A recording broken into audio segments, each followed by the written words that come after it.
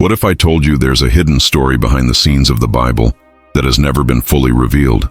An ancient narrative involving powerful African deities, spiritual confrontations, and truths that have been deliberately erased over the centuries? Prepare yourself, because what you're about to discover will shake everything you thought you knew about the Old Testament, about Yahweh, and about the black gods of Africa who challenged the very foundation of Scripture. For millennia, this information remained hidden in the subtext of sacred texts, in the oral traditions of African peoples, and in historical documents that few dared to study in depth. But today, right now, you're going to dive into this extraordinary revelation that connects the ancient world with modern questions about faith, power, and cultural identity. Did you know that the Egypt mentioned in the Bible was a black African civilization with gods so powerful that they threatened the very divine authority described in the Hebrew Scriptures? Well, that's just the tip of the iceberg. We are talking about deities like Amon-Ra, Osiris, Isis, Set, and so many others who were not simply stone idols, but represented cosmic forces venerated by millions of people for thousands of years. These spiritual entities commanded empires, influenced pharaohs, and shaped the political and social reality of an entire region that would be the stage for the most dramatic events narrated in the Old Testament. The confrontation between Yahweh and these African deities was not merely symbolic. It was an epic battle recorded in multiple layers of historical, spiritual, and cultural meaning. And you need to understand this, because this truth completely changes how we interpret the plagues of Egypt, the Exodus, and even the formation of the identity of the Hebrew people. We are not talking about empty mythology or primitive superstition, but about complex religious systems that directly rivaled the emerging monotheism of Yahweh. When Moses ascended Mount Sinai and received the commandments, he was in territory where African gods still reigned supreme in the collective consciousness of the masses. The first plague, turning the Nile to blood, was not merely a supernatural phenomenon. It was a direct attack on Hapi, the Nile god who sustained the entire Egyptian civilization. Each subsequent plague specifically targeted a different African deity, demonstrating that this was not a random conflict, but a strategic and deliberate spiritual war. Now you're beginning to understand the magnitude of what we're going to explore together in this video. I'm going to take you on a profound journey through biblical texts, Egyptian historical documents, archaeological evidence, and African spiritual traditions that have survived to this day. You'll discover the names of gods who confronted Yahweh directly, understand why this information was systematically erased or minimized in the traditional Christian and Jewish narrative, and realize how this knowledge completely transforms your understanding of sacred scriptures. This video is important because we live in an era where people are rediscovering their African roots, questioning Eurocentric narratives, and seeking deeper spiritual truths that go beyond conventional interpretations. If you are someone who values true knowledge, who is not afraid to question, and who wants to understand the full dimension of humanity's spiritual history, then you are in the right place. Think of it as having access to a secret archive that has been locked in a vault for millennia, and now the keys are finally in your hands. I'm going to show you how the Hebrews didn't emerge from a spiritual vacuum, but from a cultural melting pot where Black Africa dominated the religious and political landscape. I'll reveal how Yahweh needed to demonstrate superiority over deities like Ra, the sun god who was venerated as the supreme creator, or Set, the god of chaos who represented primordial forces of nature. By the end of this video, you'll have a completely new perspective on the Exodus, on the origins of monotheism, and on the crucial role that African spirituality played in this monumental story. So stay with me, because in the next few minutes I'm going to unveil mysteries that scholars have taken decades to understand, and you'll have access to all of this in a clear, direct, and transformative way. But before we continue, I need your engagement right now. Go down to the comment section and leave a word there. It can simply be revelation, truth, or Africa. Anything that shows you're present and ready to absorb this powerful knowledge. This simple act of commenting helps the algorithm understand that this content is valuable and needs to reach more people seeking these profound truths. And while you're at it, leave a like, because you'll need to save this video to watch it again. Believe me, it's full of dense and valuable information. Subscribe to the channel too, and activate the notification bell, because we're just beginning a series of revelations that will expand your awareness of history, spirituality, and ancestral power. Now, Let's dive headfirst into this extraordinary journey. To understand the confrontation between Yahweh and the black gods of Africa, we first need to understand the geographical, historical, and spiritual context of the ancient Near East. We are talking about a period that extends approximately from 1800 BC to 500 BC, an era in which African Egypt was unquestionably the dominant superpower of the region. Egypt was not the whitewashed civilization that Hollywood likes to portray in films, but rather a black African nation with dark-skinned pharaohs, broad noses, and curly hair, as evidenced by mummies, statuary, and descriptions from ancient historians such as Herodotus, who visited Egypt and described its inhabitants as dark-skinned people with woolly hair. This civilization developed an extraordinarily sophisticated religious system that recognized thousands of deities, each with specific domains over aspects of nature, human life, and the cosmos. At the top of this pantheon was Amun-Ra, the fusion of Amun, the hidden god of Thebes, and Ra, the sun god of Heliopolis, representing the supreme creative power that emanated light and life to the entire universe. Amun-Ra was not only venerated in Egypt, his spiritual influence extended throughout the eastern Mediterranean and North Africa, with magnificent temples at Karnak demonstrating the political and economic power of this deity. When biblical texts describe the Hebrews as slaves in Egypt, they were living under the shadow of these powerful African gods who permeated every aspect of Egyptian society. The Hebrews witnessed daily elaborate rituals, majestic processions of priests, abundant offerings in the temples, and the absolute certainty of the Egyptians that their gods were real, present, and active in the material world. Imagine the mindset of a Hebrew slave who grew up seeing colossal statues of Amun-Ra, who participated in the construction of temples dedicated to Osiris, who watched pharaohs prostrate themselves before Isis asking for protection and fertility. For these Hebrews, the idea that there was only one God, Yahweh, who was superior to all these seemingly invincible deities, required a monumental leap of faith, and that is precisely where the epic confrontation we are going to explore begins. Yahweh could not simply declare supremacy verbally. He needed to demonstrate superior power through signs and wonders that directly challenged the domains of the Egyptian gods. Each plague described in the book of Exodus was meticulously designed to humble a specific African deity, showing that Yahweh had authority over areas that the Egyptians considered exclusive to their gods. When the first plague turned the Nile's waters to blood, it wasn't random. It was a direct attack on Hapi, the androgynous god of the Nile who was venerated as the source of all life in Egypt. The Egyptians believed that Hapi controlled the annual floods that fertilized the land and allowed for abundant agriculture. Without the Nile, there was no Egypt, and without Hapi, the Nile wouldn't function properly. By turning these sacred waters into putrid blood that killed the fish and made them undrinkable, Yahweh was declaring that Hapi had no real power, that he was a powerless entity before the true creator. The Egyptian priests tried to replicate the prodigy using their magical arts, indicating that they recognized the spiritual challenge and attempted to defend the honor of their gods. But even managing to turn some water back into blood, they couldn't reverse the plague or restore the Nile to its normal state. The second plague brought countless frogs that invaded houses, beds, ovens, and even the royal palaces.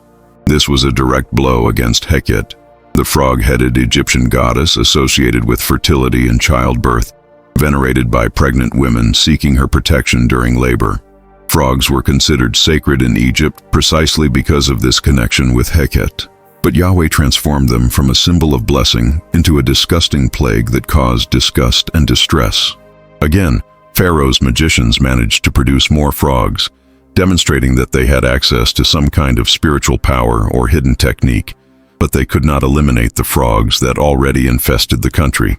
When Moses prayed to Yahweh and the frogs died simultaneously throughout Egypt, leaving mountains of rotting corpses in the sun, it became clear that only Yahweh had real authority over this manifestation. The third plague produced tiny lice or mosquitoes that tormented humans and animals, attacking Geb, the god of the earth from whom all forms of life that emerged from the soil were believed to emanate. The Egyptian magicians attempted to replicate this plague using their secret techniques, but failed completely, being forced to admit before the pharaoh that it was the finger of God, a Hebrew expression meaning unequivocal divine power. The fourth plague sent dense swarms of flies that infested every Egyptian house except the region of Goshen where the Hebrews lived, a supernatural distinction demonstrating precise control and divine intent. This plague humiliated Khepri, the scarab god associated with renewal and transformation, showing that Yahweh had dominion over all insects, not just those considered sacred. The fifth plague brought a devastating pestilence that killed the cattle, horses, camels, oxen, and sheep of the Egyptians, but no animals belonging to the Hebrews died. This was a direct attack on Hathor, the cow goddess who represented love, beauty, music, and fertility, and also on Apis, the sacred bull venerated in Memphis as a living manifestation of the god Ptah. The Egyptians literally worshipped cattle as divine incarnations, but Yahweh showed that these animals were mortal creatures under his absolute control. The sixth plague produced painful sores that broke out on the skin of Egyptians and animals, forcing even Pharaoh's magicians to withdraw from Moses' presence because they were covered in festering wounds. This plague challenged Sekhmet, the lioness goddess associated with healing and disease, and also Isis, the great magical mother who supposedly had the power to cure any illness. If these goddesses truly controlled health and disease, why didn't they protect their devotees from these horrible sores? Why couldn't the priests serving in the healing temples find a remedy or appease the offended deities? The answer became increasingly clear. Yahweh was systematically demonstrating that the gods of Egypt were nothing more than empty concepts without real power in the material world. The seventh plague unleashed a hailstorm mixed with fire, something so intense and supernatural that it destroyed crops, trees, and killed people and animals that were outdoors.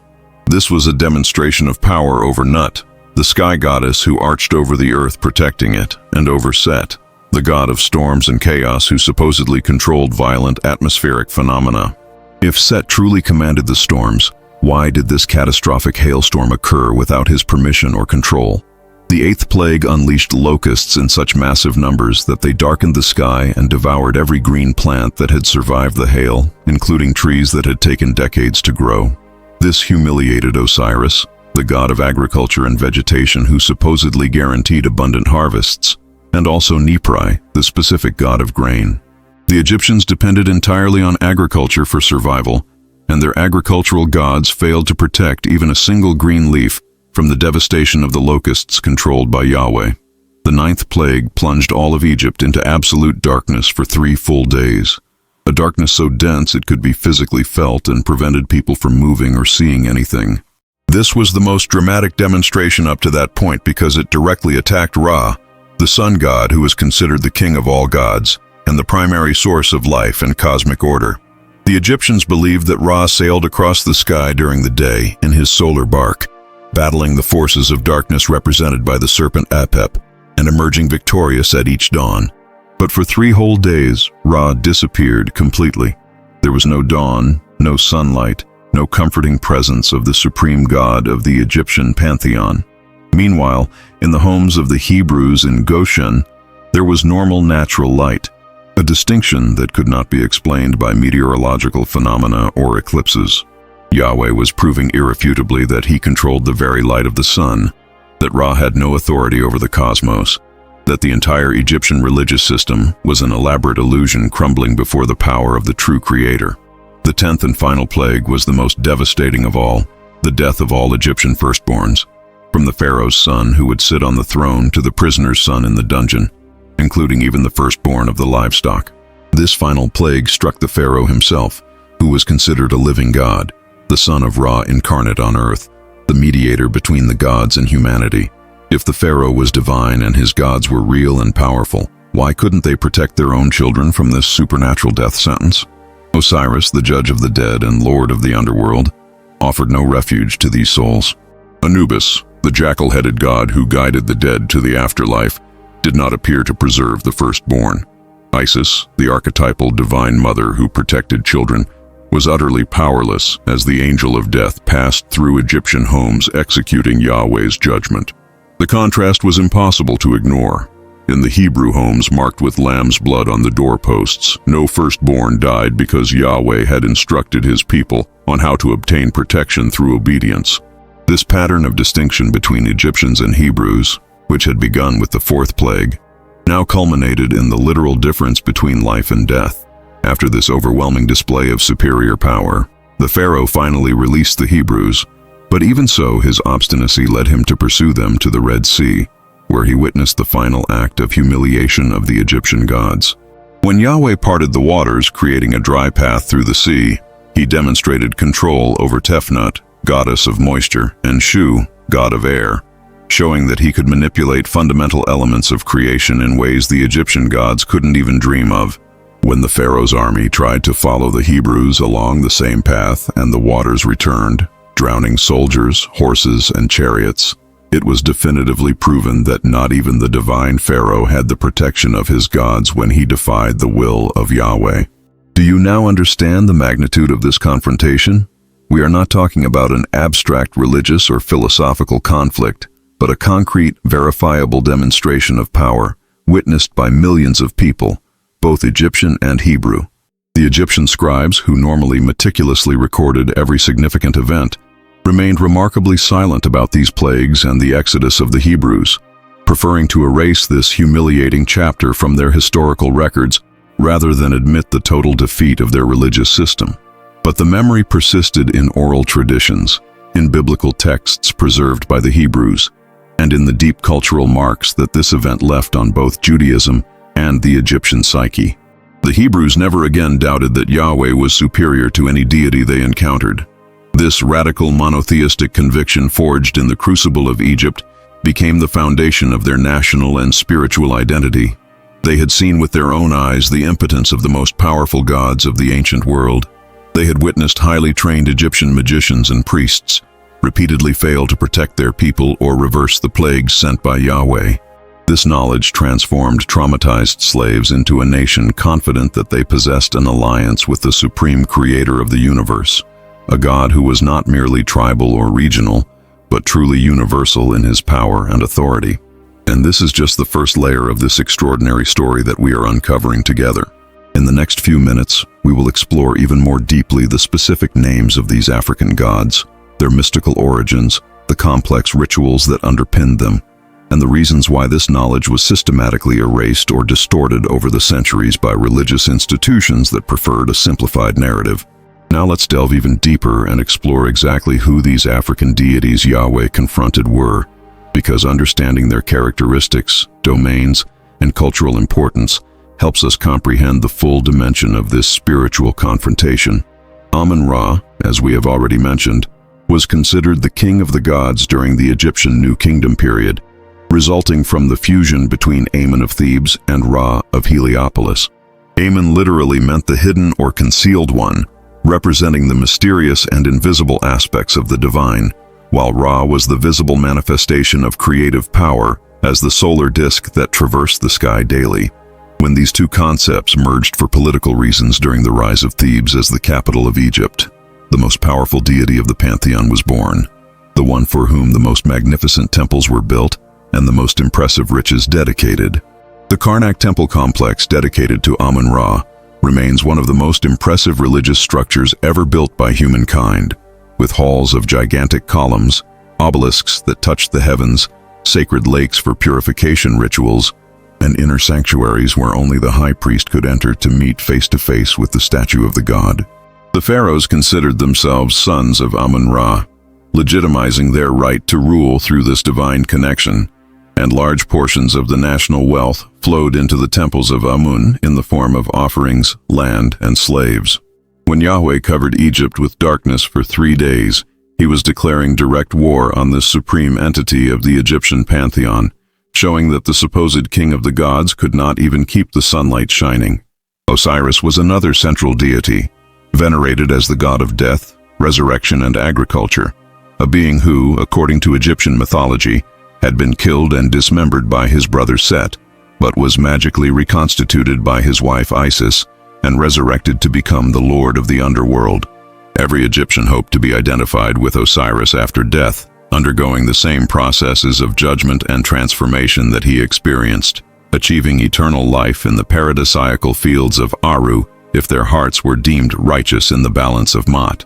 Osiris was represented as a man with green or black skin, symbolizing the fertility of the land and the vegetation that died and was reborn with each agricultural cycle.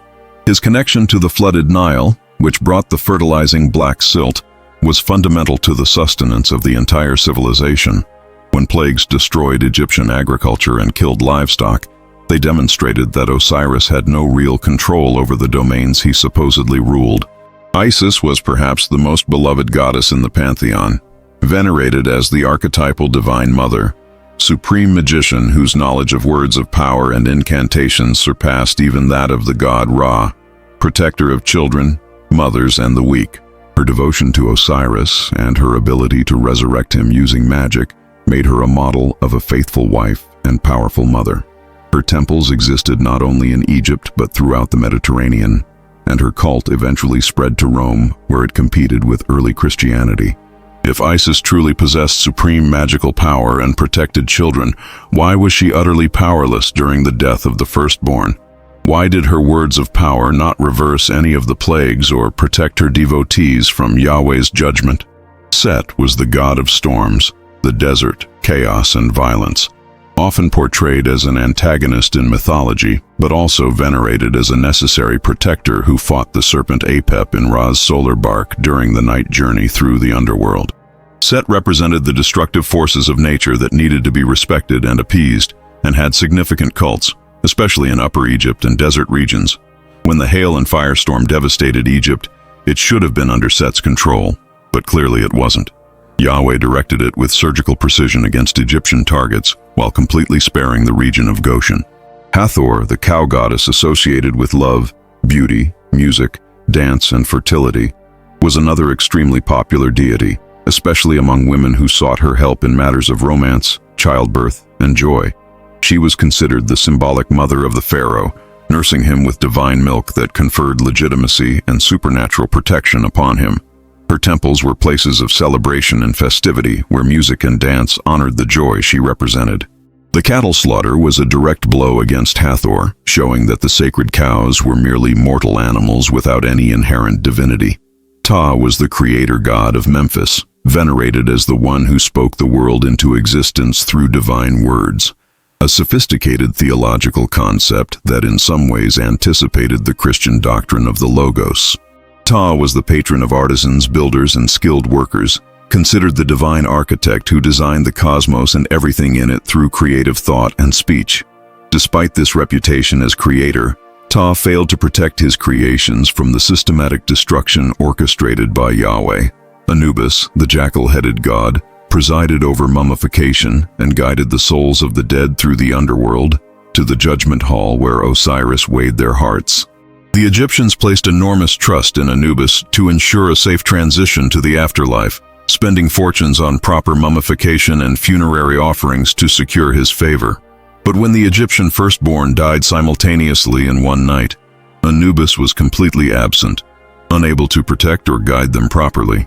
Thoth was the god of wisdom, writing, magic, and timekeeping, represented with the head of an ibis or as a baboon. He was considered the scribe of the gods, recording the results of the judgment of souls and maintaining cosmic order through knowledge. All Egyptian science, mathematics, astronomy, and medicine were attributed to the teachings of Thoth. He was the patron of scribes and magicians who sought to master the occult arts. If Thoth truly possessed supreme wisdom and magic, why did the Egyptian magicians trained in his mysteries fail so consistently to counter the signs performed by Moses in the name of Yahweh? Bastet was the cat goddess associated with the protection of the home, fertility, and domestic joy. She was extremely popular among common people who kept cats as sacred animals in their homes. Her festivals were known to be the most joyous and well-attended in all of Egypt, with thousands of pilgrims traveling to her sacred city of Bubastis. Despite her reputation as a protector of homes, she could not prevent plagues from invading Egyptian houses, transforming safe domestic spaces into places of torment with frogs, lice, flies, and ultimately death. Sobek was the crocodile god of the Nile, feared and revered as lord of the waters, controller of fertility, and protector against aquatic dangers. Live crocodiles were kept and venerated in his temples, fed the finest meats and adorned with jewels, considered physical manifestations of the god. When the Nile turned to blood, killing all the fish, it humiliated Sobek, showing that he had no real authority over the waters he supposedly ruled. Sekhmet was the fierce lioness goddess, mistress of war, disease, and healing, a paradoxical deity who could both send plagues and cure them depending on her mood. Physician priests served in her temples as sacred healers, invoking her power to treat the sick and ward off epidemics. But when ulcers broke out on the skin of Egyptians and animals, Sekhmet was completely powerless. Her priests could neither find a cure nor appease her with offerings or rituals. These gods were not abstract concepts for the ancient Egyptians. They permeated every aspect of daily existence, from waking with the rising of Ra on the horizon to lying under the protection of Nut, who arched over the earth like the starry sky. Every activity had an associated deity. Every natural phenomenon was explained through divine mythology. Every aspect of society was organized around the appropriate worship of the relevant gods. Temples employed thousands of priests, scribes, musicians, dancers, and servants, functioning as massive economic complexes that possessed vast lands, controlled significant resources, and wielded tremendous political influence. The high priest of Amun in Thebes was often the second most powerful person in the kingdom after the pharaoh himself, controlling unimaginable wealth and commanding the loyalty of multitudes. This religious system had evolved over thousands of years, absorbing and syncretizing local deities, developing sophisticated theologies that explained creation, death, morality, and human destiny.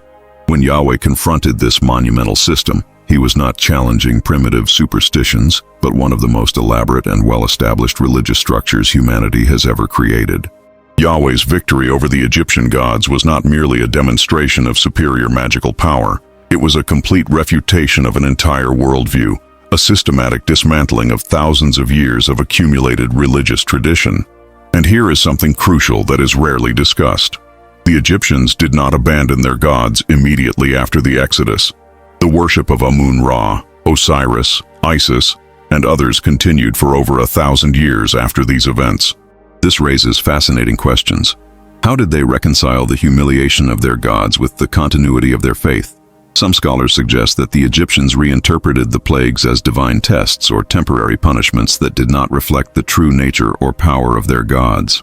Others propose that the memory of these events was deliberately suppressed by priests who had an interest in maintaining the religious status quo and their own institutional power. But for the Hebrews who witnessed all this firsthand, there was no possible ambiguity. They had seen Yahweh systematically demolish every Egyptian deity, proving his absolute supremacy over all would-be gods. This formative experience shaped the radical Jewish monotheism that refused to recognize legitimacy or real power in any other deity, considering them at best demons or illusions, and at worst, simply nothing.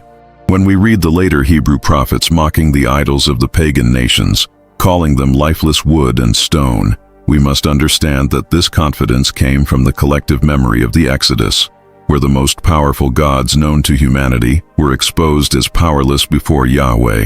But this narrative raises a profound question that we need to explore. If these African gods were so powerless, why did millions of extremely intelligent people continue to believe in them for millennia? Egypt produced brilliant mathematicians who calculated the circumference of the earth with impressive precision, engineers who built pyramids whose technique still intrigues modern architects, and doctors who perform brain surgery and develop treatments that Western medicine has only recently rediscovered. These were not stupid or gullible people. So what sustained their faith in deities who apparently failed so spectacularly? One possibility is that these spiritual entities had some kind of real existence, not as creator gods with supreme power, but as lower-order spiritual beings. Perhaps the same ones that later Christian theology would classify as fallen angels, or demons who accepted worship that belonged only to the Creator. This interpretation would explain why the Egyptian magicians were able to replicate some of the early plagues. They would have been accessing real spiritual power, but derived from sources infinitely inferior to Yahweh. It would also explain why the worship of these gods produced genuine religious experiences, manifestations that people interpreted as proof of divine existence and power, when in reality they were interactions with real but deceptive spiritual entities. The Apostle Paul addressed this concept in his letters when he wrote that the sacrifices of the Gentiles were offered to demons and not to God. implicitly acknowledging that there was more than just stone and wood behind the pagan idols, but insisting that these entities were not divine and were hostile to the true Creator. This perspective transforms the confrontation between Yahweh and the gods of Egypt from a battle between something real and something imaginary into a conflict between the supreme Creator and rebellious spiritual beings who had deceived humanity into accepting worship that did not belong to them. If this interpretation is correct, then the plagues of the Exodus were not merely demonstrations of natural power, but victories in a cosmic spiritual war. Yahweh was not only liberating Hebrew slaves, but exposing and defeating principalities and powers that had spiritually enslaved an entire civilization. This spiritual battle had dimensions that went far beyond the physical and the political. It was fundamentally about who had the legitimate right to be worshipped as God, who truly created and sustains the universe, who has ultimate authority over life and death. The Egyptians answered these questions in one way, attributing different aspects of creation and cosmic governance to different specialized deities, while the Hebrews, guided by Moses, declared that only Yahweh was God, and that everything else was empty pretense or spiritual rebellion. This radical monotheistic declaration became the foundation of the three great Abrahamic religions, Judaism, Christianity, and Islam, all agreeing that there is only one true Creator and that all other deities are false, either as human fictions or as demons in disguise. But there is another layer to this story that is rarely explored: the continuity between pre-Egyptian African spirituality and the development of the Egyptian religion that eventually confronted Yahweh. Egypt did not emerge from nothing with its complete pantheon already established. Egyptian civilization emerged from older African cultures that had developed their own spiritual traditions over tens of thousands of years. Archaeological evidence from places like Nabta Playa in southern Egypt demonstrates that Black Africans were building complex astronomical observatories and practicing sophisticated religious rituals as early as 7000 BC, millennia before the first pharaonic dynasties. These Neolithic African cultures venerated forces of nature, practiced ancestor worship, and developed cosmologies that explained the origin and workings of the universe, concepts that eventually influenced and were incorporated into dynastic Egyptian religion. Some sub-Saharan African spiritual traditions that have survived into the modern era preserve elements that seem to echo aspects of ancient Egyptian religion, suggesting deep common roots in prehistoric African spirituality. The concept of Nyame among the Akan people of Ghana, a distant supreme creator god who delegated specific functions to lesser deities, has interesting parallels with Atum-Ra of Egyptian Heliopolitan theology. The veneration of Olodumare among the Yoruba of Nigeria as the ultimate source of all existence manifested through specialized orishas resonates with similar Egyptian theological structures. These parallels suggest that ancient African spirituality had a sophisticated understanding of divine hierarchies and the relationship between a supreme creative source and more accessible divine manifestations or intermediaries. When Yahweh confronted the gods of Egypt, he was challenging not just a specific national religion, but an entire millennia-old African spiritual tradition that had given rise to these deities. And here's something that will really make you think.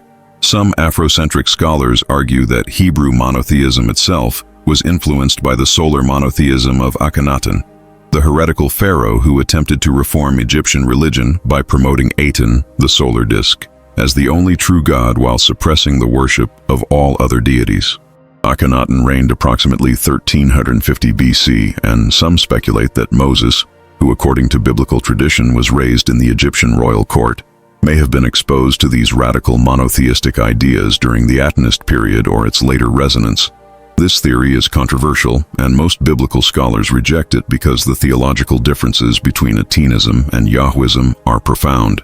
Aten was identified with a visible physical object, the solar disk, while Yahweh is an invisible and transcendent spirit that cannot be represented by any image. But the theory raises interesting questions about cultural and religious flows between African Egypt and the Semitic Hebrews, who lived there for generations. Regardless of direct influences, it is undeniable that Egypt represented the pinnacle of civilization and spiritual sophistication in the ancient world, and that the confrontation between Yahweh and the Egyptian gods was the ultimate test that established the credentials of the God of Israel. If Yahweh could defeat the gods of the Egyptian superpower, then no deity from any lesser nation posed a legitimate threat or challenge. This is the confidence we see in later prophets when Israel faced Mesopotamian empires like Assyria and Babylon. Even when Jerusalem was besieged and military defeat seemed certain, prophets like Isaiah proclaimed that Yahweh was supreme over the gods of Babylon, just as he had been supreme over the gods of Egypt. The memory of the Exodus served as a theological guarantee that Yahweh would always prevail over any spiritual or temporal power that dared to challenge him.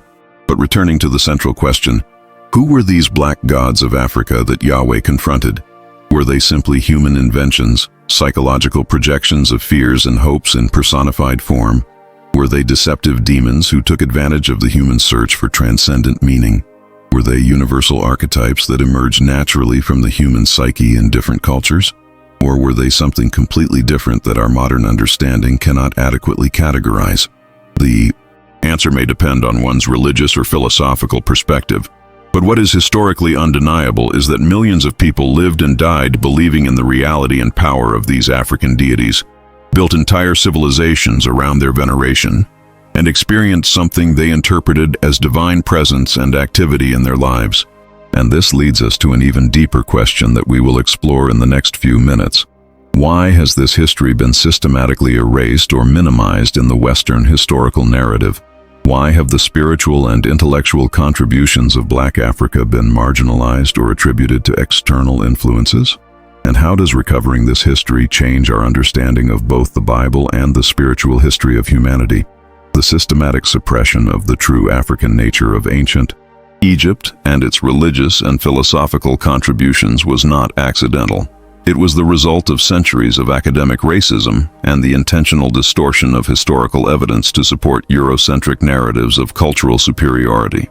During the colonial period and the era of transatlantic slavery, European scholars had enormous incentives to deny or minimize any evidence of advanced African civilizations because it contradicted the ideological justifications used to subjugate and enslave Black people. If Black Africans had built one of the most sophisticated civilizations in human history, developed written hieroglyphs, advanced mathematics, precise astronomy, complex medicine, and profound philosophy thousands of years before Greece or Rome, then how could one justify treating them as inferior beings incapable of self-government or higher thought? The solution was simple, though dishonest.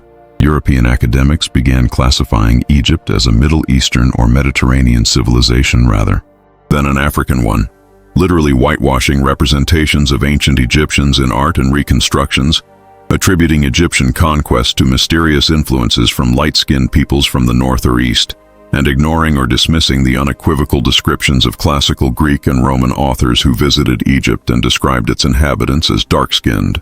Herodotus, called the father of history, explicitly wrote that Egyptians had dark skin and woolly hair, and used this fact as evidence to argue that the Colchians of the Caucasus were descendants of Egyptian colonists because they also had these physical characteristics. Aristotle casually mentioned that Egyptians and Ethiopians had excessively dark skin, placing them on the same spectrum as other African peoples. Diodorus Siculus described the Ethiopians as the first of all men and suggested that the Egyptians were Ethiopian colonists, thus acknowledging the racial and cultural continuity between sub-Saharan Africa and the Nile Valley.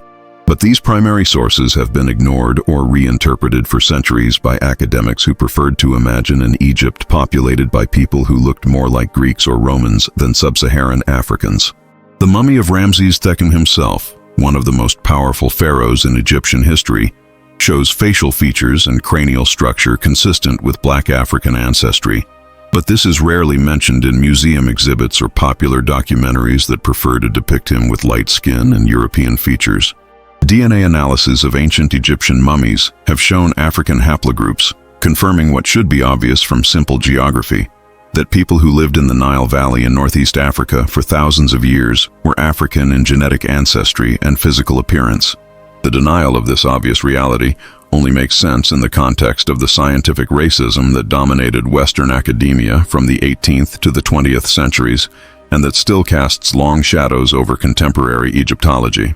When we recognize the fundamental blackness of ancient Egypt, the story of the confrontation between Yahweh and the Egyptian gods takes on new dimensions.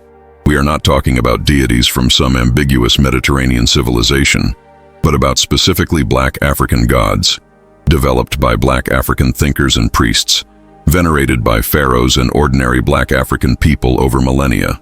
This specificity matters because it connects biblical history directly to African spirituality in ways that have been obscured by the whitewashing of Egypt. When the Hebrews left Egypt, they were leaving a Black African society, and the spiritual lessons they learned about Yahweh's supremacy over other deities came specifically from the context of defeating Black African gods. This does not diminish the story in any way. In fact, it enriches it by acknowledging the true cultural and racial origins of the people and religious systems involved. But there is also a profound historical irony here that needs to be recognized. While European Christian religious institutions would later use the Bible to justify the enslavement of Africans, the very central narrative of biblical liberation, the Exodus, involves God freeing slaves from a Black African nation. And even more ironically, this liberation was necessary because Black African Egyptians were so powerful, so culturally and spiritually advanced, that their religious system represented the greatest possible challenge to Yahweh's monotheistic revelation. The Egyptian gods were not deities of primitive or backward peoples, but of a civilization that in many respects surpassed the Hebrews themselves in technological sophistication and social organization. This recognition complicates simplistic narratives that attempt to divide the world into enlightened monotheistic peoples versus backward pagans. African Egypt was simultaneously an oppressor of Hebrew slaves and a creator of one of the most profound spiritual and intellectual traditions of antiquity. The same priests who served in magnificent temples dedicated to Ra and Osiris also maintained brutal systems of forced labor that subjugated entire populations.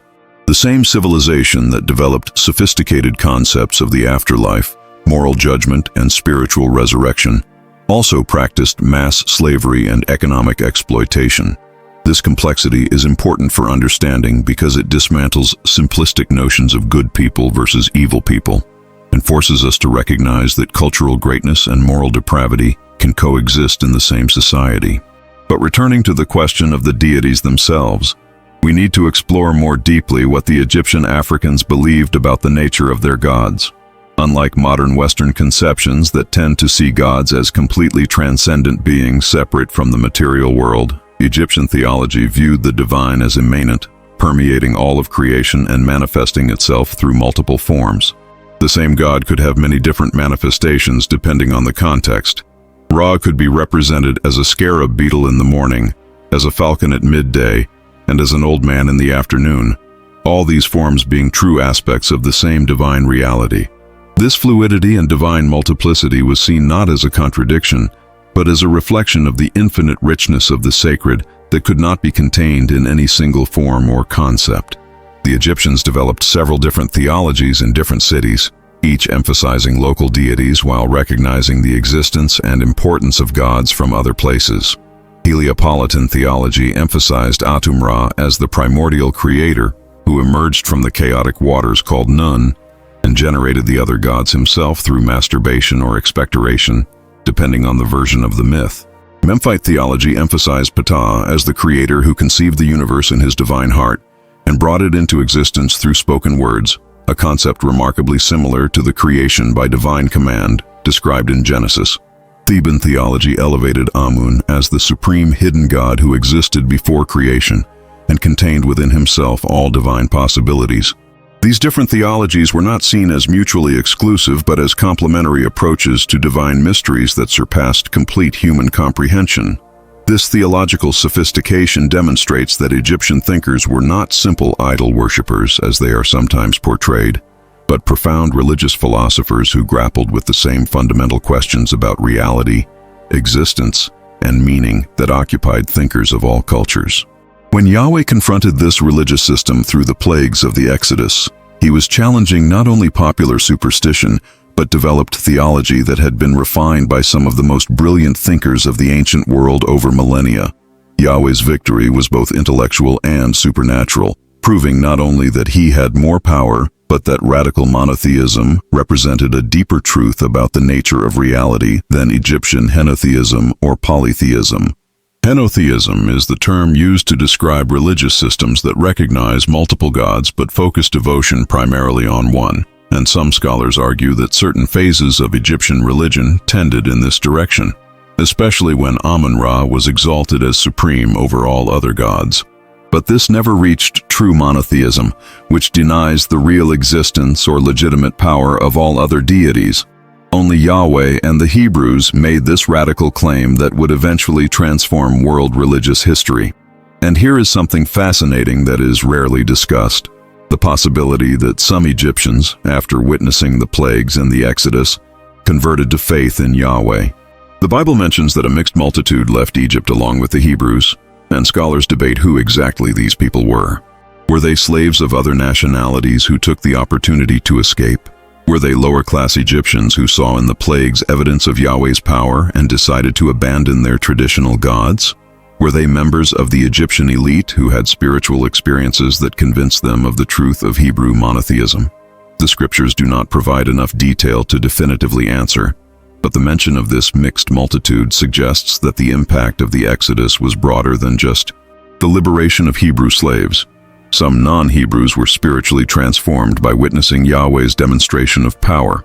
If black African Egyptians were among these converts, then monotheism from its inception included people of African ancestry who abandoned the gods of their ancestors to follow Yahweh, a fact that adds another layer of historical irony to the subsequent exclusion of Africans from Western religious narratives. Later in biblical history, we see other examples of black Africans worshiping Yahweh, such as the Ethiopian eunuch in Acts who was returning from Jerusalem where he had gone to worship and who was evangelized by Philip, or the Queen of Sheba who visited Solomon and was impressed by his Yahweh-given wisdom. These narratives demonstrate that from the earliest times, black Africans were involved in the history of biblical revelation, not only as antagonists or outsiders, but as participants and believers. But we also need to recognize that most Egyptians did not abandon their gods after the Exodus. The worship of Amun-Ra, Osiris, Isis, and others continued to flourish for over 1,000 years. How is this possible if the Egyptian gods had been so completely humiliated? Part of the answer lies in the nature of cultural memory and how societies process collective trauma. It is likely that Egyptian religious and political leaders did everything possible to reinterpret or minimize the significance of the plagues, perhaps framing them as temporary aberrations or divine tests, rather than definitive defeats. Perhaps they argued that the gods allowed the Hebrews to leave for reasons that humans could not fully comprehend, or that Yahweh was simply another legitimate deity among many, rather than the one true God. We know that the Egyptians practiced damnatio memoriae, the intentional erasure of records of pharaohs or events they wanted to forget, and it is possible that something similar was done in relation to the Exodus, explaining why direct archaeological evidence of the event is so scarce. Official Egyptian records were notoriously selective, emphasizing victories and successes while omitting defeats and humiliations. It would not be surprising that Egyptian scribes simply refused to record on permanent monuments the crushing defeat of their gods and the humiliating flight of an enslaved population that escaped taking riches with them. But even without preserved official records, the memory would have persisted in oral traditions, family stories, and the collective trauma of a generation that lived through these calamities. Some Egyptian families would have lost firstborn sons, farmers would have seen their crops destroyed, cattle breeders would have lost valuable animals. All would have vivid memories of supernatural darkness, rivers of blood, and uncontrollable flies. This memory must have created doubt and questioning about the efficacy of their gods, even if most eventually returned to traditional religious practices out of habit, social pressure, or lack of attractive alternatives. Because here is another important dimension. Religion in the ancient world was not primarily about personal beliefs, but about community practices and cultural identity. Abandoning the gods of Egypt meant, in a way, ceasing to be Egyptian, separating oneself from the civilization that had shaped every aspect of life for countless generations. Even if someone doubted the real power of Ra or Osiris, participating in their cults still functioned as a social glue that held the community together, as a marker of cultural identity that distinguished Egyptians from other peoples, as a system of meaning that gave order and purpose to existence. This social and cultural aspect of religion helps explain its persistence, even in the face of evidence that would seem to refute its theological claims. But from the Hebrew point of view, there was no ambiguity. Yahweh had demonstrated absolute supremacy over the most powerful gods of the known world, and this demonstration became the unshakable foundation of their radical monotheistic faith. Every time subsequent generations of Israelites were tempted to worship deities of neighboring nations, the prophets reminded them of the Exodus, of the God who defeated the gods of Egypt and liberated their ancestors with a mighty hand and an outstretched arm. This memory served as a spiritual vaccine against the seduction of other religious systems, because if Yahweh was supreme over the Egyptian gods, then surely he was supreme over the lesser gods of Canaan, Moab, Ammon, or any other nation that Israel encountered. But now we need to ask an even deeper question that will truly expand our understanding. What is the relevance of all this to people living in the 21st century? Why should we care about a confrontation between Yahweh and African gods that happened over 3,000 years ago? The answer has multiple dimensions. First, for people of African descent, especially in the diaspora, recognizing the true blackness of ancient Egypt and the sophistication of its ancestral spirituality is crucial for rebuilding a cultural identity that was systematically destroyed by slavery and colonialism. Knowing that their ancestors built one of the most advanced civilizations in human history, developed profound religious systems that defied even divine revelation, and created art, science, and philosophy that influenced the entire Mediterranean world, restores dignity and pride that centuries of oppression have attempted to erase. Second, for anyone interested in authentic religious history rather than sanitized and Eurocentric versions, understanding the Black African context of the biblical confrontation between Yahweh and the gods of Egypt immensely enriches the reading of Scripture. We are not reading about vague events in distant lands populated by undefined people, but about specific interactions between real cultural and racial groups whose identities have been obscured by centuries of academic distortion. Third, recognizing that monotheism emerged through direct confrontation with the most sophisticated African spirituality available in the ancient world helps us understand both the radicalism and the universality of the biblical message. Yahweh did not choose to demonstrate supremacy over the deities of marginal or primitive peoples, but over the gods of the dominant superpower, the most technologically and culturally advanced civilization of his era. This strategic choice ensured that no one could argue that Yahweh was merely a minor tribal god who had not yet faced serious competition. Fourth, for scholars of comparative religion, the confrontation between Yahweh and the Egyptian gods offers a fascinating case study of how different religious systems interact, compete, and influence each other. We can trace how certain Egyptian theological concepts, such as resurrection, post-mortem judgment, and eternal life, may have influenced the subsequent development of Hebrew thought, even as the Hebrews rejected Egyptian polytheism in favor of strict monotheism. Fifth, for people struggling with questions of faith and doubt in modernity, understanding the historical and concrete nature of the confrontation between Yahweh and other gods offers a different kind of religious evidence than abstract philosophical arguments. The Exodus narrative does not present Yahweh as a theoretical concept, but as an active agent who intervenes in human history in verifiable ways witnessed by multitudes. If these events truly happened as described, then we have empirical foundation for monotheistic faith that goes beyond subjective personal experience or inherited tradition. Of course, skeptics question the historicity of the Exodus as recorded in the Bible, pointing to the lack of direct Egyptian archaeological evidence and apparent chronological inconsistencies. But the absence of evidence is not evidence of absence, especially when we are dealing with events from more than 3,000 years ago, and when we know that the Egyptians had strong incentives to erase records of humiliating defeats. Indirect evidence such as the very existence and persistence of the Hebrew nation with its distinctive monotheistic faith, the extremely vivid and detailed cultural memory preserved in Jewish tradition, and interesting parallels between Hebrew and Egyptian customs suggest some kind of deep historical connection between the two peoples. Debates about exact historicity will continue among academics, but what is undeniable is the massive cultural and spiritual impact that the Exodus narrative has had on billions of people across millennia.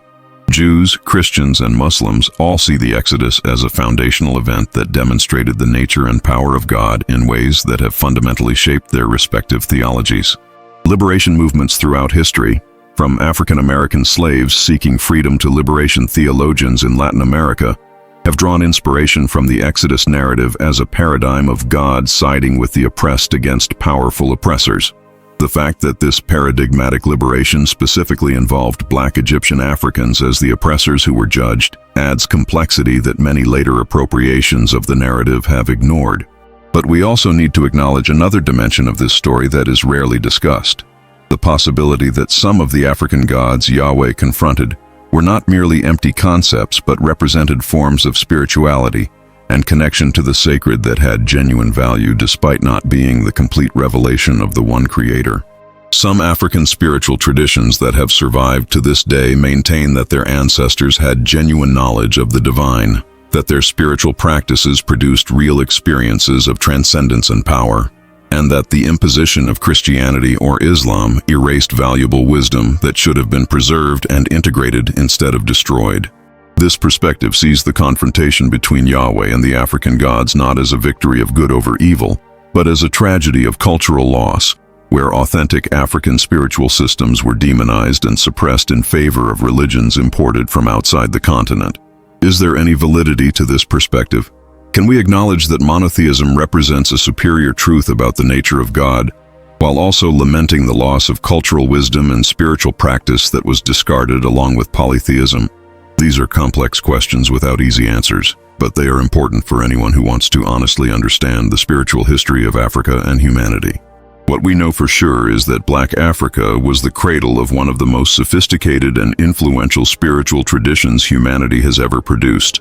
That this tradition was powerful enough to demand direct confrontation with Yahweh himself through supernatural demonstrations of supreme power, and that the echo of this ancient confrontation still resonates through the Abrahamic religions that shaped the modern world. Acknowledging this history fully, without whitewashing or distortion, is essential to understanding both the Bible and Africa's contribution to the spiritual and intellectual history of humanity. In the next few minutes, we will explore further the philosophical and spiritual implications of this confrontation, examining what it reveals about the nature of God, power, truth, and cultural identity. When we delve into the philosophical implications of the confrontation between Yahweh and the Black gods of Africa, we encounter fundamental questions about the nature of religious truth and how different spiritual traditions relate to one another. The Hebrew monotheism that emerged from the Exodus made a radical claim that was revolutionary in the context of the ancient world. There is only one true God who created everything that exists, and all other entities worshipped as gods are false, whether as human inventions, deceptive demons, or personifications of natural forces that have no consciousness or will of their own. This claim was fundamentally different from the henotheism practiced by many ancient peoples who recognized the existence of multiple gods, but chose to devote themselves primarily to one. The Hebrews were not saying that Yahweh was the greatest among many gods, but that he was the only real God and that all others were illusions or impostors. This exclusivist position created the theological foundation that would eventually lead to the development of Christianity and Islam, both missionary religions that sought to convert the entire world to the worship of the one true God. But this exclusivity also created deep tensions that persist to this day between claims of universal religious truth and respect for cultural and spiritual diversity. If Yahweh is the only true God, then were all African spiritual traditions developed over tens of thousands of years before the Exodus fundamentally wrong and needed to be abandoned? Or is there room to acknowledge that different cultures may have partial glimpses of divine truth through their own traditions, even if those traditions do not represent complete revelation? Christian theologians have grappled with these questions for centuries, with some, like Augustine of Hippo, who was North African, arguing that truths found in pagan philosophy were seeds of the word planted by the divine Logos itself, even among peoples who did not explicitly know Christ. Others, like Tertullian, rhetorically questioned what Athens had to do with Jerusalem, rejecting any value in pagan wisdom in favor of pure biblical revelation. In practice, Christianity absorbed enormous amounts of Greek philosophy, Roman concepts of law and order, pagan festivals reinterpreted as Christian celebrations, and even architecture and art inspired by non-Christian traditions. This capacity for syncretism, for absorbing and Christianizing cultural elements of converted peoples, allowed Christianity to spread successfully across multiple cultures.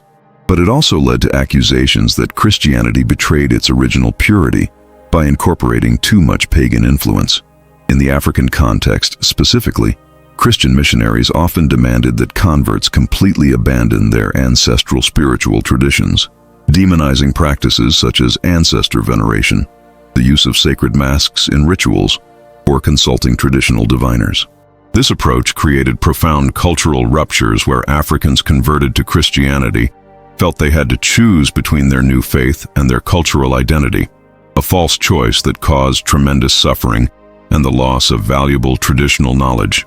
More recently, African theologians have attempted to develop forms of African Christianity that honor both the truth of the gospel and the validity of aspects of traditional African spirituality that do not directly contradict central Christian teachings. These contextual African theologies argue that God was present and active in Africa long before European missionaries arrived, that African traditions of a supreme creator, God above lesser deities, were providential preparation for receiving full revelation in Christ, and that many traditional African values, such as emphasis on community, respect for elders, and connection with ancestors, are compatible with and even enrich the Christian faith when properly understood. This approach allows African Christians to integrate their ancestral heritage with their biblical faith, rather than viewing the two as irreconcilable enemies. But it also raises questions about where to draw the line between appropriate contextualization and problematic syncretism that dilutes essential truths. If we acknowledge that Yahweh confronted and defeated the African gods in the Exodus, doesn't that imply that these gods and the spiritual traditions built around them were fundamentally opposed to the true God? Or can we say that some aspects of these traditions reflected a genuine human search for the divine that deserves respect, even if it was incomplete or distorted in crucial elements? These questions are important not only for theologians, but for anyone interested in how different religious traditions should relate in an increasingly globalized and multicultural world. The rigid exclusivist model that says only one religion is true and all others are completely false has increasing difficulty justifying itself in contexts where people of different faiths interact daily and witness virtue, wisdom, and genuine spiritual experiences in traditions beyond their own. The inclusivist model that says one religion possesses full truth but others have partial truths seems more generous, but still implies hierarchy, where some people have superior access to divine truth based on accident of birth or geography. The pluralist model that says all religions are equally valid paths to the same ultimate destination seems more egalitarian, but has difficulty explaining genuine contradictions between truth claims different traditions make. The Exodus narrative, where Yahweh directly confronts the gods of another tradition and demonstrates supremacy through verifiable supernatural power, seems to support the exclusivist model. If Yahweh proved the Egyptian gods powerless, then clearly not all religious traditions are equally true or effective. However, we can also note that Yahweh did not completely destroy Egypt or exterminate the Egyptians. He specifically judged the oppression they practiced against the Hebrews and humbled their gods to liberate his people, but allowed Egyptian civilization to continue existing. This suggests that even within a monotheistic framework that affirms Yahweh's exclusivity as the only true God, there is room to recognize humanity and even certain values in people and cultures that follow other spiritual traditions. The Hebrew prophets later condemned the immorality of pagan nations while also occasionally acknowledging that Yahweh used these same nations as instruments of his purposes, suggesting that God is active even among peoples who do not explicitly know him. This tension between the exclusivity of truth and the universality of divine action remains one of the most difficult theological challenges for Abrahamic traditions. And here is another fascinating dimension that is rarely explored: the role that race and cultural identity played and continue to play in how different groups interpret and relate to the Exodus narrative. For Africans and people of African descent who recognize the blackness of ancient Egypt, the story takes on complex meanings. On the one hand, there is pride that their ancestors built a civilization so advanced that it required direct divine intervention to be humbled. On the other hand, there is discomfort with the fact that their ancestors are portrayed as stubborn oppressors who refused to heed God's word until they were devastated by horrific plagues. Some Afrocentrists attempt to resolve this tension by arguing that the Hebrews were in fact black Africans as well, making the Exodus an intra-African conflict rather than a racial confrontation. There is some biblical evidence that could support this interpretation, occasional descriptions of Hebrews being mistaken for Egyptians, such as when Moses' wife is described as a Cushite, referring to the region we now know as Sudan and Ethiopia. Joseph's ability to pass as an Egyptian without arousing suspicion about his ethnic origin might suggest a physical similarity between Hebrews and Egyptians. However, most scholars identify the Hebrews as Semites from the Levant, who had a physical appearance more similar to other peoples of the Middle East than to sub-Saharan Africans, making it unlikely that they were racially indistinguishable from Egyptians. Regardless of debates about the specific racial identity of the ancient Hebrews, what is clear is that the Exodus narrative involves cultural and ethnic complexities that go far beyond modern racial simplifications. The ancient world did not categorize people in the same way that modern scientific racism does. Identity was more often based on city of origin, spoken language, gods worshipped, and political allegiance than on physical characteristics such as skin color or hair texture. Imposing modern racial categories retroactively on ancient peoples often distorts more than it clarifies. But it is also important to recognize that the whitewashing of ancient Egypt was not innocent or accidental. It was an intentional part of colonial and racist projects that sought to deny black Africans credit for their ancestral achievements. Correcting this distortion by acknowledging the fundamental blackness of ancient Egypt is necessary historical justice, even if it needs to be done carefully to avoid creating new distortions. The crucial point is that Black Africa was the cradle of an extraordinary civilization and profound spirituality that played a central role in biblical history, and that this fact has been systematically obscured by centuries of academic and cultural racism that needs to be confronted and corrected. But returning to the broader spiritual implications of the confrontation between Yahweh and the African gods, one of the deepest lessons is about the nature of true power versus apparent power. The Egyptian gods seemed supremely powerful. They had magnificent temples, countless priests, incalculable wealth dedicated to their service, elaborate rituals, and the unquestioning loyalty of millions of devotees across millennia. If power were measured by cultural influence, historical duration, or human devotion, the Egyptian gods were incomparably powerful. But when confronted with the true God, all that appearance of power evaporated like mist under the sun. They could not protect their people from plagues. They could not preserve the harvests. They could not save the firstborn. They could not prevent the ultimate humiliation of seeing slaves escape taking Egyptian wealth with them. This revelation of fundamental impotence behind impressive facades offers a lasting lesson on distinguishing between genuine power and a simulacrum of power. How many modern institutions, whether religious, political, or economic, present an outward appearance of strength and permanence while lacking real foundation? How many belief systems command mass loyalty through tradition, social pressure, or psychological manipulation despite being fundamentally empty of truth? Exodus teaches that true power comes from alignment with the ultimate reality of the Creator, not from impressive structures built on false foundations.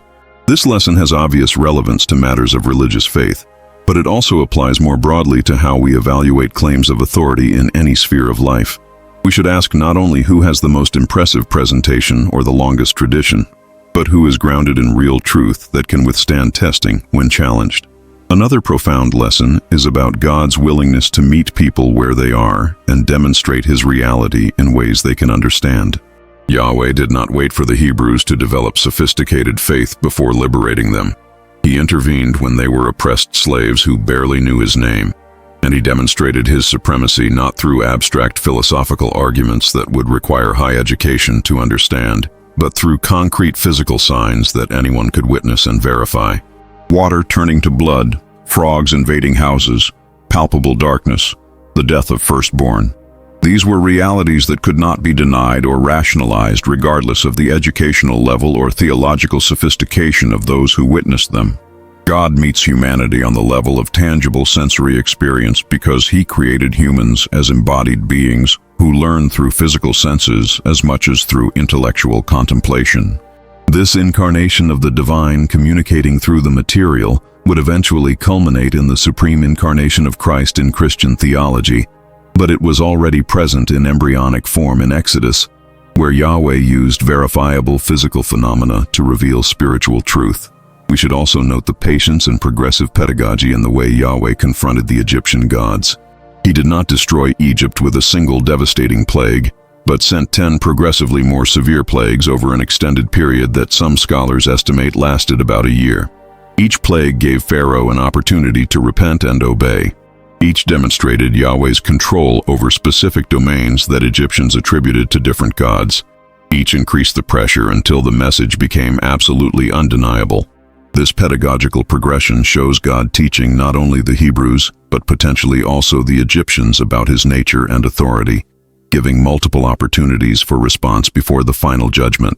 The fact that some Egyptians eventually converted to faith in Yahweh suggests that this pedagogy was not entirely wasted even on those who initially opposed it. And this leads us to a profound final question about divine justice and collective judgment. The plagues affected all of Egypt, not just the Pharaoh and his court who made political decisions to keep the Hebrews enslaved. Poor peasants who had no political power lost their crops. Mothers who never oppressed anyone lost their firstborn sons. Innocent animals died in great numbers. How can this be reconciled with divine justice? A traditional answer is that entire societies share collective responsibility for systemic injustices, even if specific individuals are not personally guilty. Hebrew slavery enriched Egypt as a whole through forced labor that built cities, temples, and infrastructure that benefited all Egyptians, even those who did not personally own slaves. Everyone participated in and benefited from a fundamentally unjust system. Therefore, everyone shared some level of moral responsibility. This logic of collective guilt is controversial in modern times, which emphasize individual responsibility, but it was widely accepted in the ancient world and still resonates in contexts where we recognize that systemic injustices such as racism or economic exploitation harm entire societies and demand collective recognition and reparation, not just individual behavioral change. Another dimension is that the plagues served multiple purposes simultaneously, not only to punish Egypt but to liberate the Hebrews, to demonstrate Yahweh's supremacy over other gods, and to establish foundational memory that would sustain Hebrew identity through subsequent millennia. Egyptian suffering, however real and tragic, was instrumental in achieving these greater divine purposes. This teleological justification, where present suffering is validated by a greater future good, is also ethically complex and requires care to avoid being abused to justify atrocities in the name of supposed divine purposes. But within the biblical framework, the Exodus is presented not as arbitrary cruelty, but as a just judgment of real oppression combined with the merciful liberation of innocent victims. The distinctions Yahweh made between Egyptians and Hebrews in later plagues, sparing Goshen while devastating the rest of Egypt, demonstrated precise control and moral intent rather than indiscriminate destruction. And after all this, after the plagues, after the Exodus, after the drowning of Pharaoh's army in the Red Sea, Yahweh did not command the Hebrews to return and completely destroy Egypt or exterminate the Egyptians. The judgment was proportionate to the specific crime of enslaving God's people and stubbornly refusing to free them even after multiple warnings. This proportionality suggests that even in judgment, Yahweh maintains justice and mercy in creative tension rather than exercising unlimited vengeance.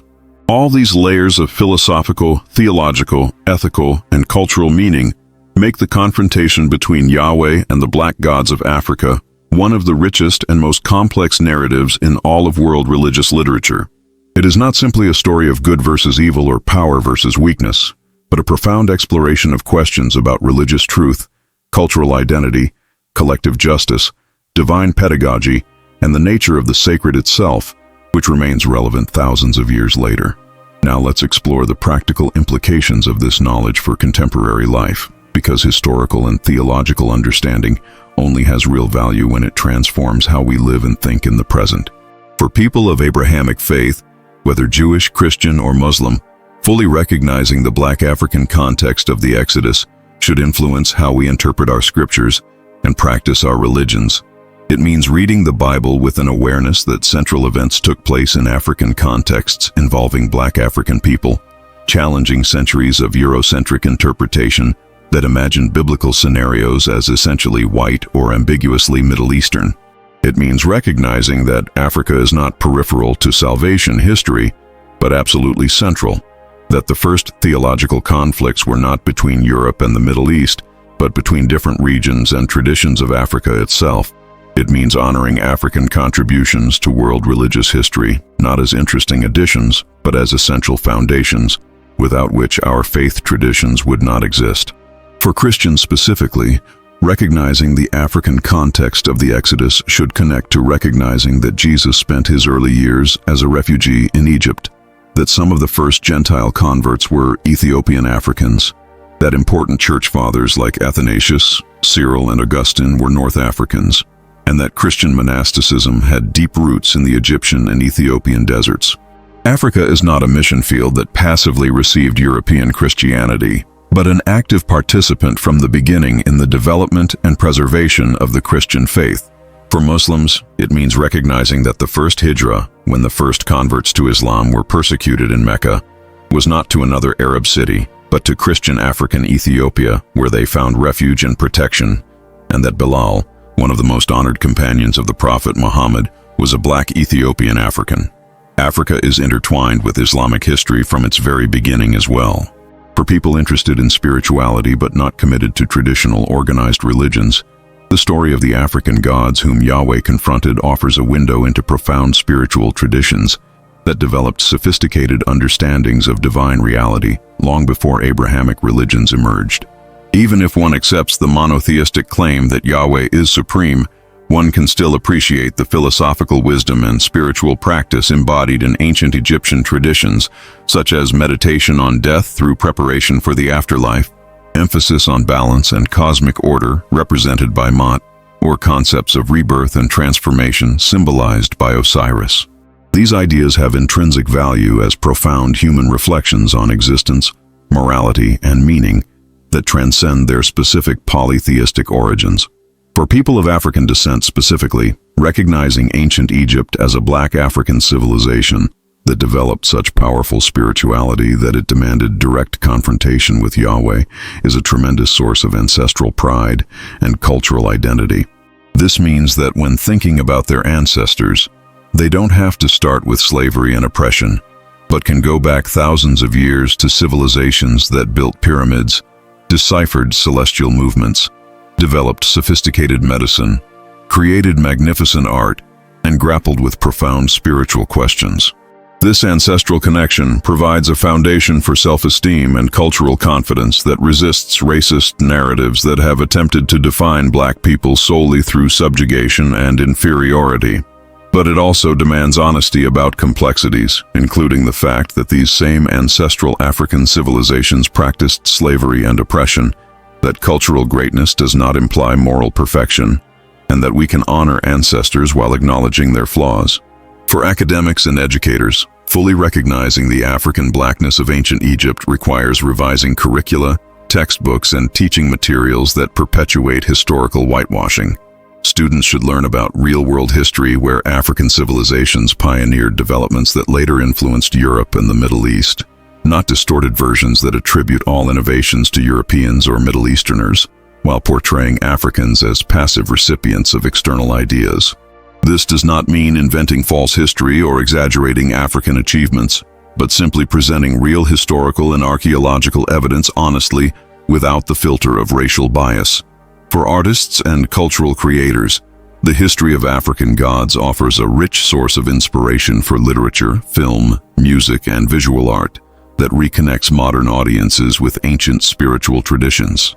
We have already seen some of this in works such as the film Black Panther, which imagined a technologically advanced African civilization inspired in part by the historical grandeur of real African kingdoms, or in the music of Afrofuturist artists who blend references to ancient African deities with contemporary themes. There is enormous room for more cultural creativity that explores these deep traditions in ways that educate while entertaining. For activists working on racial justice and decolonization, recognizing the systematic suppression of authentic African history, including the whitewashing of Egypt, is part of understanding broader structures of white supremacy and cultural imperialism that need to be dismantled. Recovering and teaching true history is an act of resistance against colonial narratives that sought to justify oppression through historical dehumanization. For therapists and counselors working with clients of African descent, understanding intergenerational historical trauma caused by slavery and colonialism can be enriched by recognizing that this trauma included not only physical violence and economic exploitation, but also systematic cultural theft and erasure of ancestral achievements. Part of healing may involve reconnecting clients with true stories of ancestral greatness that restore stolen dignity. For scientists and historians, the history of how evidence of Egypt's blackness was systematically ignored or distorted offers a case study of how racial bias can infect even supposedly objective disciplines like archaeology and anthropology. Vigilance against similar biases in contemporary research is essential.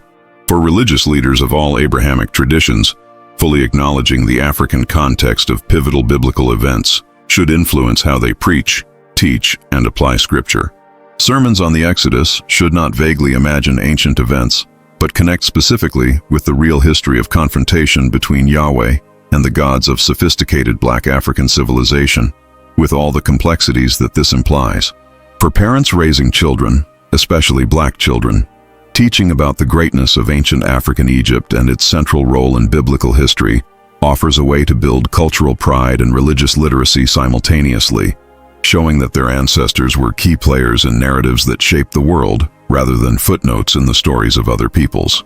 For anyone committed to truth and justice, recognizing and correcting centuries of historical distortion about Africa and its spiritual heritage is a basic moral imperative. We cannot allow lies and distortions to persist, no matter how comfortable or convenient they may be for established narratives.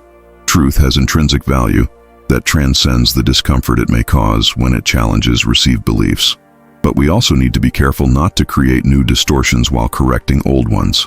Extreme Afrocentrism that exaggerates or invents African achievements may be tempting as a correction to centuries of European denial, but it poorly serves the pursuit of truth and will eventually be exposed, undermining the credibility of legitimate claims.